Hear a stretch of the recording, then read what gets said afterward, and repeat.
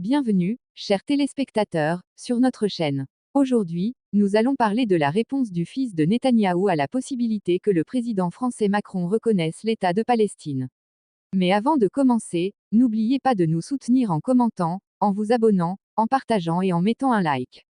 Les tensions entre Tel Aviv et Paris se sont intensifiées après que Yair Netanyahou, le fils du Premier ministre israélien, a lancé une attaque cinglante contre le président français Emmanuel Macron en réponse à sa déclaration de soutien à la création d'un État palestinien.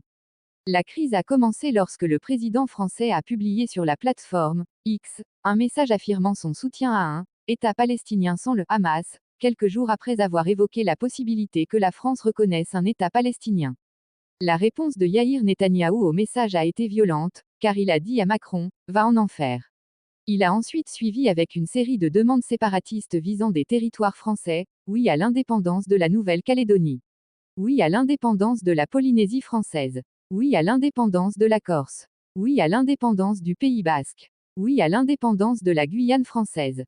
Il a également accusé le fils de Netanyahou de pratiquer le néocolonialisme en Afrique de l'Ouest, dans une escalade claire du discours. Ces déclarations interviennent à un moment où les relations franco-israéliennes sont visiblement tendues, alors que la France tente de jouer un rôle de médiateur dans le conflit israélo-palestinien.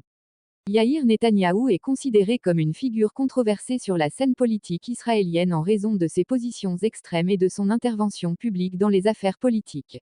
Alors, faisons entendre vos opinions. Laissez vos commentaires ci-dessous et discutons des implications de l'attaque du fils de Benjamin Netanyahou contre Macron concernant ses déclarations sur la reconnaissance d'un État palestinien, et n'oubliez pas de consulter nos vidéos.